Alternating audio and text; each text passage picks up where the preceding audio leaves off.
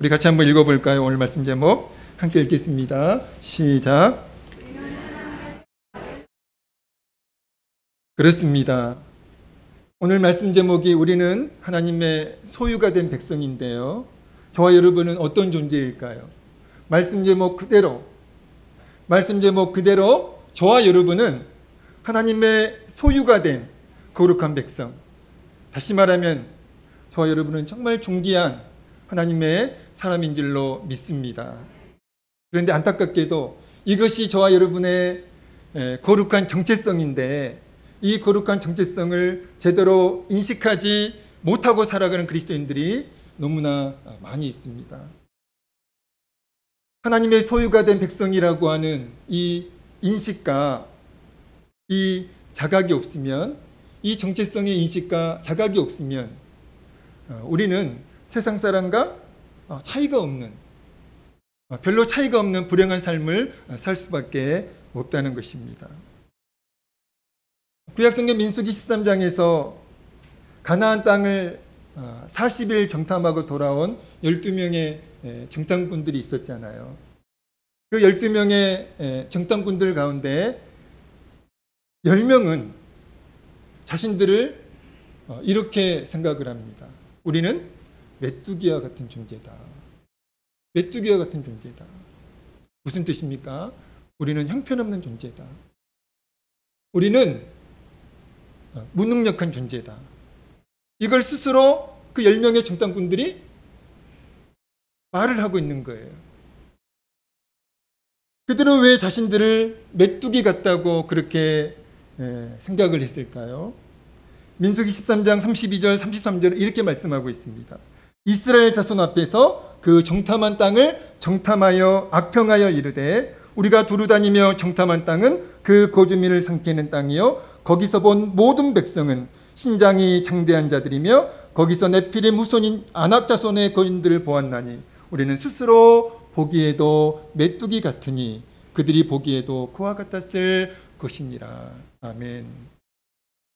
거기서 본 모든 백성, 그들은 신장이 장대한 자들이며 거기서 네필의 무손인 아낙 자손의 거인들을 보았나니 이렇게 말씀하고 있어요. 여러분, 그들이 본 것은 현실이었습니다. 그들이 본 것은 세상이었어요. 그리고 틀린 말이 아니었습니다. 틀린 판단이 아니었어요. 그러나 그들이 놓친 것이 무엇입니까? 그들이 정말로 보아야 할 것은 무엇이었을까요? 하나님이셨죠. 그들이 정말로 보아야 할 것은 살아계신 하나님이셨고 전능하신 하나님이셨습니다. 자신들과 함께하고 계시는 그 하나님을 그 10명의 정탐꾼들은 보지 못한 거예요. 단지 세상만 보았고 단지 현실만 보았다는 것입니다. 그러니까 그 거인들과 자신들을 비교하니까 자신들은 메뚜기 같은 존재, 형편없는 존재, 무능력한 존재라고 그렇게 인식했고 그렇게 생각을 했다는 것입니다. 자신들의 정체성을 인식하지 못하였고 자각하지 못하였기 때문에 그런 결과가 생겼다는 것입니다. 사랑하는 성도 여러분, 오늘 저와 여러분에게 열등감이 있고 오늘 우리 자신을 부정적으로 생각하는 나는 형편없어, 나는 무능력해, 나는 아무것도 할 수 없어, 나는 쓸모없는 존재야. 여러분 부모님들, 여러분 자식들을 향해서 절대로 이런 얘기 하시면 안 돼요. 공부 좀 못한다고, 이 쓸모없는 놈아, 그래서 뭐가 될래? 여러분 그렇게 여러분들 자식들에게 부정적인 말을 하시면 안 돼요. 우리 자신을 향해서도 그렇게 말을 하시면 안 됩니다. 너는 쓸모없는 존재야.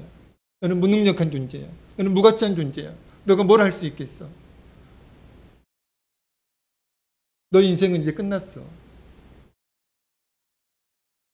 여러분, 왜 우리에게 이런 열등감이 있고 왜 우리는 우리 자신을 이렇게 부정적으로 생각하는 것일까요? 우리 자신의 정체성을 제대로 인식하지 못하고 자각하지 못한 결과라는 겁니다. 저는 과거에, 저도 그랬어요. 과거에, 지금은 아니에요. 저를 정말 형편없는 사람으로, 형편없는 존재라고 저를 생각한 적이 있습니다. 마치 10명의 정탐꾼과 같이 저를 그렇게 부정적으로, 메뚜기와 같은 존재로, 형편없고 쓸모없고 무가치한 존재로 생각했던 적이 있어요. 제가 언젠가 말씀드렸던 적이 있는 것 같은데, 저는 8남매의 막내입니다. 제 위로 형님이 4분 계시고 누님이 3분 계세요. 말씀드렸나요? 안 드렸나요? 네. 그 형님 4분, 저와 비교할 수 없을 정도로 정말 뛰어난 분들이셨어요. 명석한 두뇌, 그 누구에게도 뒤지지 않는 명석한 두뇌, 그리고 그 굉장히 뛰어난 재능들을 가지고 계셨어요. 그래서 제가 보니까 이 정상적인 삶을 못 사는 거예요. 너무 머리가 똑똑하고 너무 머리가 비상하고 또 너무나 뛰어난 재능을 가지고 있으니까 평범한 삶을 못 사는 거예요. 늘 사고들을 치셨습니다. 우리 어머니 고생을 많이 하셨어요. 그런데 저는 상대적으로 형님들과 저를 비교해 보니까 저는 쓸모없는 존재 같더라고요. 머리도 나쁘지, 뭐 재능도 없지, 소질도 없지, 그리고 대학교도 떨어졌지. 그런 저를 보면서 야, 나는 정말 형편없는 존재구나, 쓸모없는 존재구나, 이렇게 살아서 뭐 할까, 그렇게 생각했던, 과거에는 그랬다는 거예요. 지금은 아닌데. 그런데 제 안에 하나님의 말씀이 들어오고 제 안에 하나님의 은혜가 임하면서 열등감이 사라졌고요. 그리고 제가 얼마나 하나님께 소중한 존재인지를 깨닫게 되었습니다. 그리고 내가 누구인지를 바르게 인식하고 자각하고, 그리고 감사하면서 기뻐하면서 살고 있습니다. 우리가 우리 자신을 부정적으로 생각하는 것은 우리가 불행해지기를 원하는 사단의 거짓말이에요. 사단의 거짓말에 속고 있는 것입니다. 또 세상을 충동질해서 우리를 향하여 너는 쓸모없는 존재야, 너는 무가치한 존재야, 이렇게 사단이 세상 사람들을 충동질해서 우리에게 그렇게 말을 하는 것도 우리가 귀담아 들으면 안 돼요. 그것도 사단의 거짓말입니다. 성경은 오늘 본문 1절에서 우리가 어떤 존재인지를 분명하게 말씀하고 있는데, 우리 1절 우리 다시 한번 읽어보겠습니다. 1절입니다. 시작.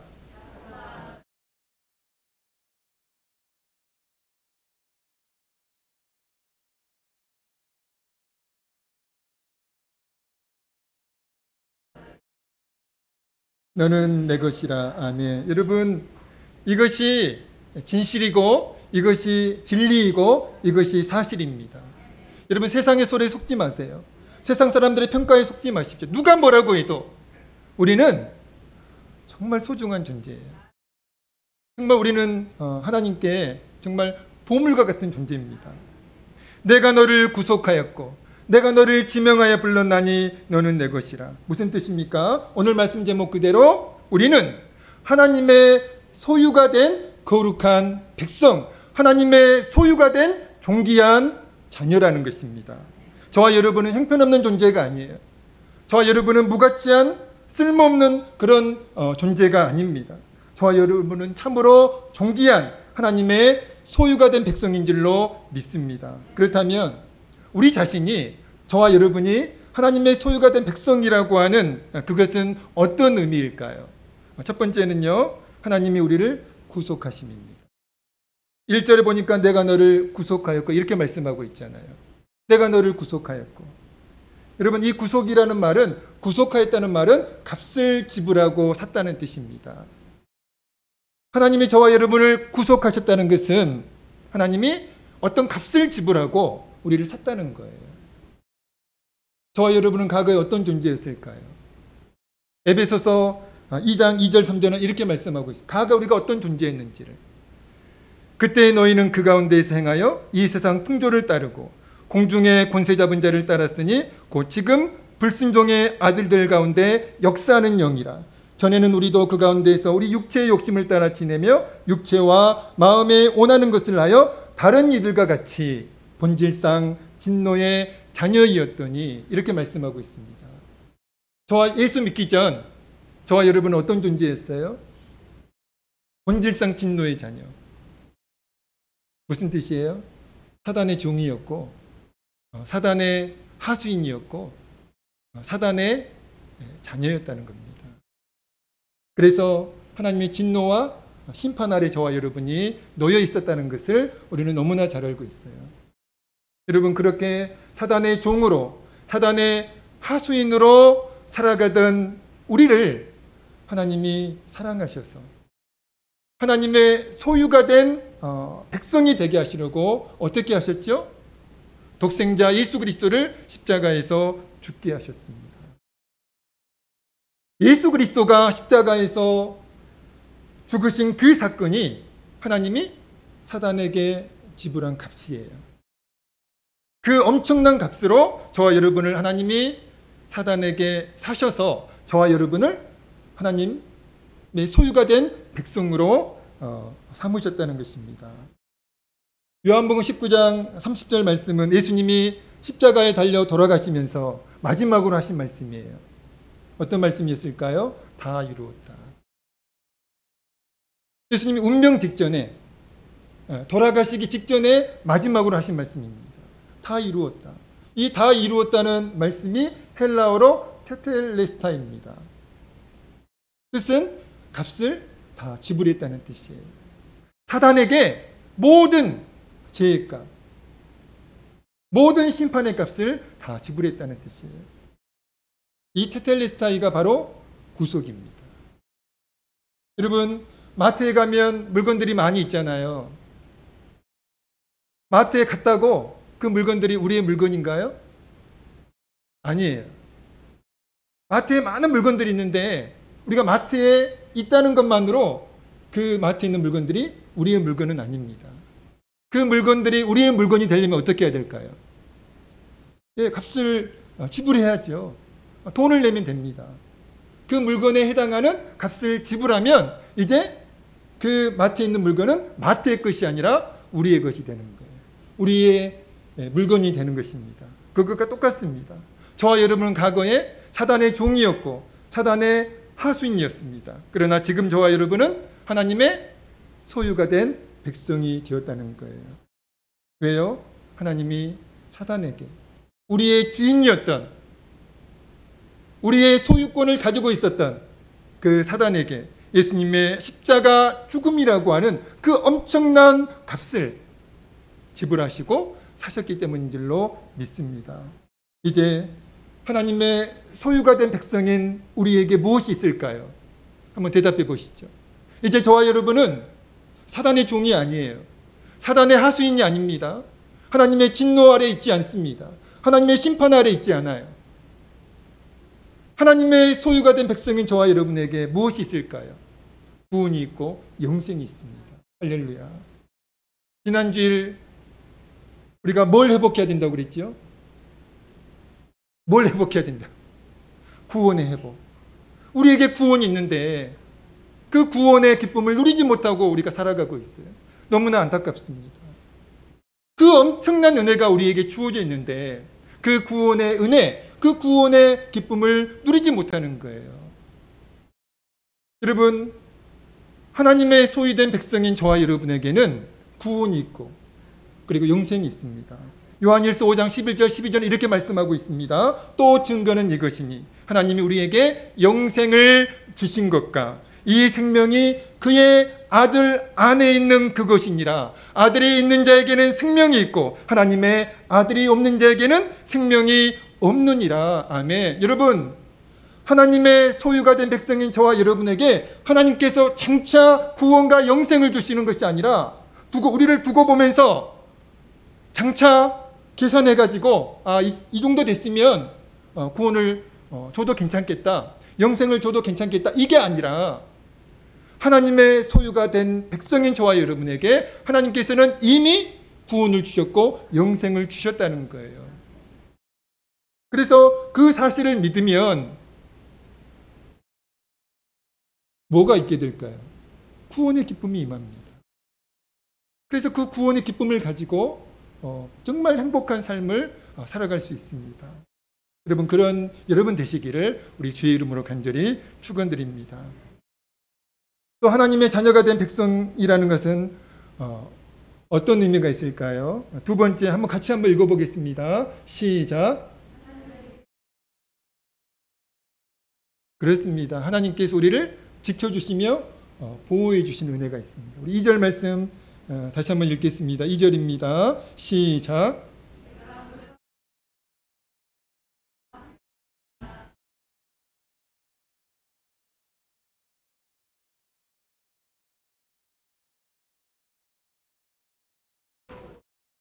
아멘, 아멘. 그렇습니다. 하나님의 소유가 된 백성인 저와 여러분에게 주시는 은혜예요. 우리에게 하나님의 소유가 된 백성인 우리에게 하나님께서 두려워하지 말아라. 두려워하지 말아라. 이렇게 말씀하고 계세요. 그 이유가 무엇일까요? 2절 말씀이에요.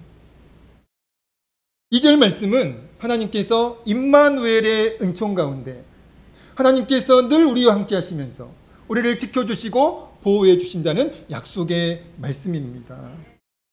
언젠가 아무것도 두려워 말라는 찬양을 함께 불렀던 적이 있었는데요. 그 찬양의 가사가 어떻게 될까요?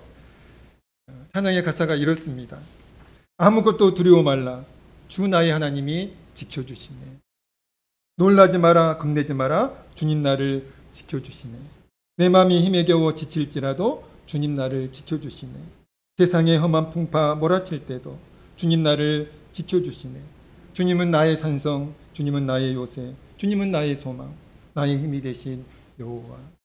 여러분, 하나님께서 하나님의 소유가 된 백성인 저와 여러분을 향해서 두려워하지 말아라 이렇게 말씀하고 계세요. 왜요?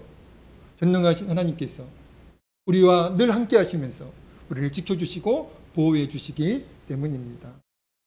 시편 23편은 다윗이 지은 시잖아요. 여러분, 이 시편 23편을 궁궐에서 쓴 것이 아닙니다. 다윗이 고난 가운데 있을 때, 시련 가운데 있을 때, 그때 쓴 시예요. 다윗은 이렇게 고백을 합니다. 내가 사망의 음침한 골짜기로 다닐지라도 해를 두려워하지 않을 것은 주께서 나와 함께 하십니다. 주의 지팡이와 막대기가 나를 안위하시나이다. 여러분, 평탄한 삶의 시간을 지나면서 쓴 시가 아니고 정말 힘든 그 인생의 시간 속에서 다윗이 이렇게 고백하고 있습니다. 내가 사망의 음침한 골짜기로 다닐지라도 해를 두려워하지 않을 것은 왜요? 주께서 나와 함께 하십니다. 주의 지팡이와 막대기가 나를 안위하시나이다. 여러분, 다윗은 지금 사망의 음침한 골짜기 가운데 있습니다. 그런데 해를 두려워하지 않아요. 왜 그렇습니까? 그 이유가 무엇이죠? 주께서 나와 함께 하심을 믿기 때문입니다. 그리고 주의 지팡이와 막대기가 나를 안위하시나이다.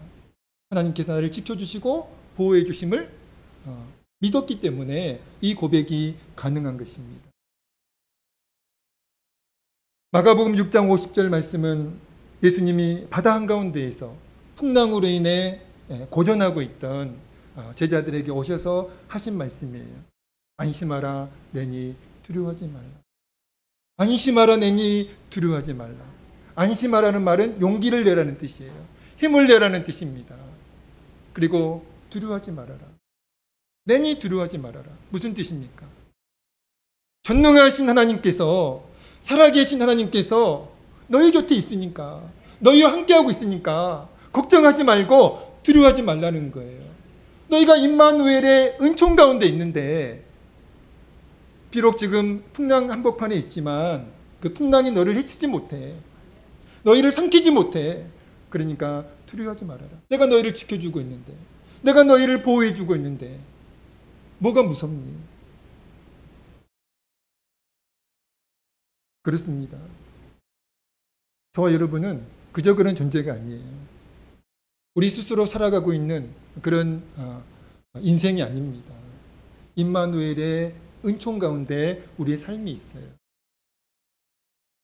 그 임마누엘의 은총을 믿으시고 용기를 내시고 힘을 내시고 그리고 두려움을 극복하는 여러분 되시기를 우리 주의 이름으로 간절히 축원드립니다. 하나님의 소유가 된 백성인 저와 여러분과 하나님이 함께하고 계십니다. 이것이 임마누엘의 은총이고요. 그리고 그 하나님께서 저와 여러분을 지켜주시고 보호해 주심을 믿습니다. 마지막으로 하나님의 자녀가 된 백성이라는 것은 어떤 의미가 있을까요? 우리 세 번째도 한번 같이 읽어보겠습니다. 시작.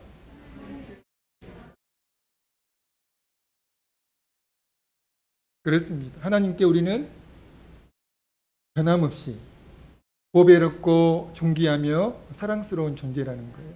4절 말씀을 읽어볼까요? 4절입니다. 시작. 내가 너를 사랑하였은즉 내가 내 대신 사람들을 내어주며 백성들이 내 생명을 대신하리니. 아멘. 아멘. 여러분, 하나님께서 이 말씀을 언제 하셨을까요? 이스라엘 백성에게. 이스라엘 백성들의 믿음이 좋을 때, 또 이스라엘 백성들이 신앙적으로 건강할 때 이 말씀을 하셨을까요? 물론 그렇게 하나님이 말씀을 하셨으면 그게 이제 우리의 이성이 부합되는 거예요. 그런데 이스라엘 백성이 우상 숭배로 하나님께 징계를 받아서 나라가 망합니다.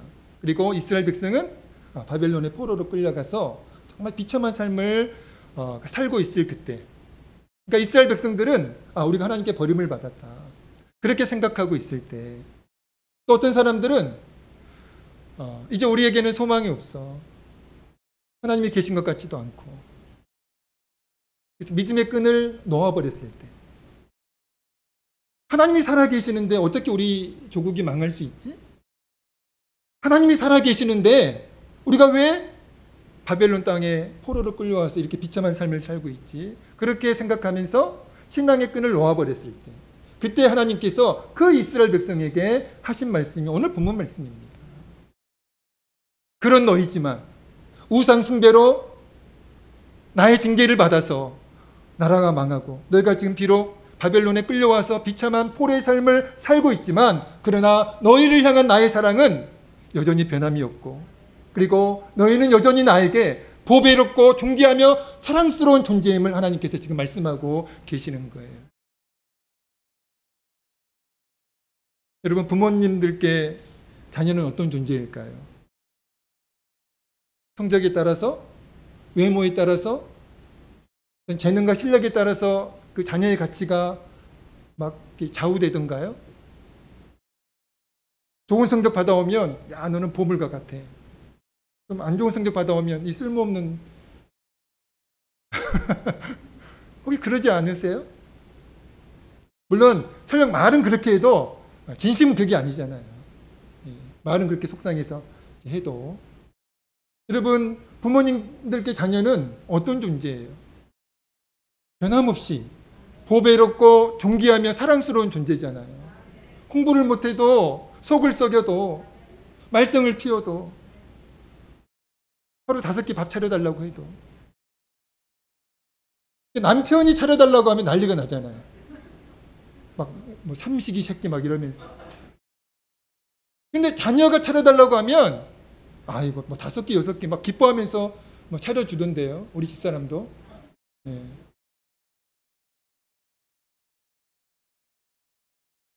왜 그래요? 자녀는 너무 존귀하니까. 변함없이 보배롭고 존귀하며 사랑스러운 존재니까요. 새벽 2시에 밥 차려달라고 해도 일어나서 밥 차려주고. 근데 만약에 남편들이 그러면 이제 쫓겨날 각오를 해야 돼요. 그럴 용기도 없지만 우리는. 그렇습니다. 부모님들은 자녀의 가치를 외모와 성적 그리고 실력과 재능으로 평가하고 판단하지 않습니다. 부모님께 자녀는 있는 모습 그대로 보배롭고 늘 존귀하며 사랑스러운 존재잖아요. 그래서 하나님이 이런 찬양도 있잖아요. 있는 모습 그대로 하나님께 오시오. 있는 모습 그대로 하나님께 오시오. 우리 하나님은 있는 모습 그대로 우리가 나오기를 원하신다라고 하는 그런 찬양도 있잖아요. 하나님의 소유가 된 백성인 저와 여러분, 하나님께 그런 존재예요. 보배롭고 늘 보배롭고 늘 존귀하며 늘 사랑스러운 존재가 바로 하나님께 우리인 줄로 믿습니다. 제가 하나님께 늘 기도하는 기도 제목이 있어요. 왜냐하면 하나님의 그 마음을 너무나 잘 알고 있으니까. 그 주님의 마음으로, 그 주님의 심정으로 목회하게 해달라고. 우리 성도님들을 그 주님의 마음으로 나도 존귀히 여기면서 사랑하게 해달라고. 좀 내 마음에 안 들어도 모든 성도님들이 늘 100% 제 마음에 드는 건 아니잖아요. 그래도 주님은 주님께 그분들은 변함없이 보배롭고 존귀하며 사랑스러운 존재니까 나도 그 주님의 마음으로 그분들을 대하고 또 그분들을 이제 목양할 수 있도록 늘 하나님께 기도하고 있는데, 정말 놀라운 것은 하나님께서 그 마음을 주시더라고요. 그래서 여러분 한 분 한 분이 정말 저에게 보배롭고 존귀하고 사랑스러워요. 아멘 안 하시는군요. 못 믿겠다는 진실입니다. 누가복음 15장에 우리가 잘 알고 있는 탕자의 이야기가 있잖아요. 그 탕자의 이야기가 시사하는 것이 있습니다. 뭘 시사할까요? 탕자를 향한 아버지의 사랑은 변함이 없다.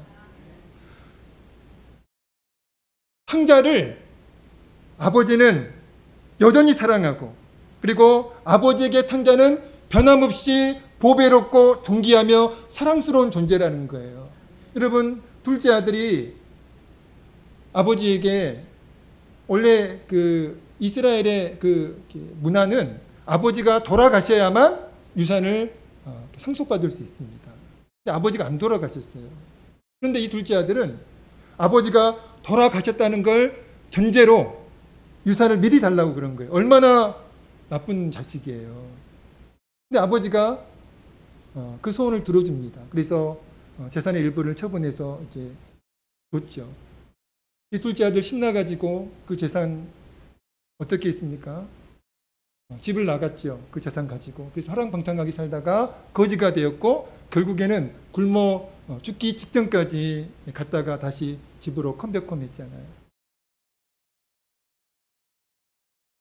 여러분이 부모님이라면 어떻게 하시겠어요? 여러분이 아버지, 그 둘째 아들, 그 탕자의 아버지라면 어떻게 하시겠습니까?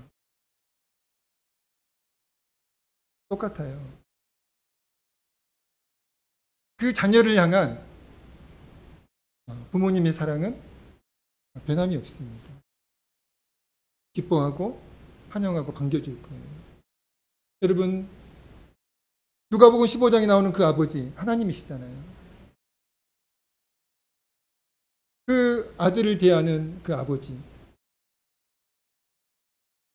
아들을 향한 아버지의 사랑은 변함이 없습니다. 그리고 그 자녀는 여전히 아버지에게 보배롭고 존귀하고 사랑스러운 존재였다는 거예요. 하나님의 소유가 된 백성인 저와 여러분을 향한 하나님의 사랑도 변함이 없습니다. 여러분, 세상 사람들의 사랑은 변해요. 세상의 사랑은 변합니다. 그러나 당신의 백성을 향한, 당신의 자녀를 향한 우리 하나님의 사랑은 절대로 변하지 않습니다. 그리고 우리가 어떠하든지, 우리가 어떠한 상태로 있든지, 우리 하나님께 우리는 정말 보배롭고 존귀하며 사랑스러운 존재인 줄로 믿습니다. 말씀을 마치겠습니다. 오늘 우리는 어떤 존재인가요? 오늘 우리는 어떤 존재입니까? 하나님의 소유가 된 거룩한 백성입니다. 하나님의 소유가 된 백성인 저와 여러분에게 구원과 영생이 있어요. 하나님께서 저와 여러분을 구속하셨으니까요. 예수님의 십자가 그 죽음이라고 하는 그 엄청난 값을 지불하고 사단에게 우리를 사셔서 하나님의 자녀 삼아 주셨기 때문에 오늘 저와 여러분에게 구원과 영생이 있습니다. 여러분, 이 확신을 가지셔야 돼요. 또 하나님의 자녀된 백성인 저와 여러분을 하나님께서는 늘 임마누엘의 은총 가운데 늘 우리와 함께 하시면서 우리를 지켜주시고 보호해 주심을 믿으셔야 됩니다. 마지막으로 하나님의 소유가 된 백성인 저와 여러분은 하나님께 늘 보배롭고 존귀하며 사랑스러운 존재임을 믿습니다. 이 정체성을 날마다 인식하고 자각하면서 세상 사람들과 하나님 없는 세상 사람들과 차원과 수준이 다른 삶을 살아가는 여러분 되시기를 우리 주님의 이름으로 간절히 축원드립니다. 기도하시겠습니다. 하나님 아버지, 우리는 하나님의 소유가 된 거룩한 백성인 줄로 믿습니다. 우리에게 구원과 영생이 있음을 믿습니다. 하나님의 소유가 된 백성인 우리를 하나님께서 늘 임마누엘의 은총 가운데 지켜주시고 보호해 주심을 믿습니다. 그리고 하나님의 소유가 된 백성인 우리는 하나님께 늘 보배롭고 존귀하며 사랑스러운 존재인 줄로 믿습니다. 이 정체성의 인식과 자각이 우리에게 날마다 있어질 수 있도록, 그래서 하나님 없는 세상 사람들과 차원이 다른, 수준이 다른 삶을 살아갈 수 있도록 하나님 역사해 주시고 은혜를 베풀어 주옵소서. 예수님의 이름으로 간절히 기도하옵나이다. 아멘. 아멘. 찬송가 315장 찬양 드리면서 하나님께 예물 드리겠습니다. 찬송가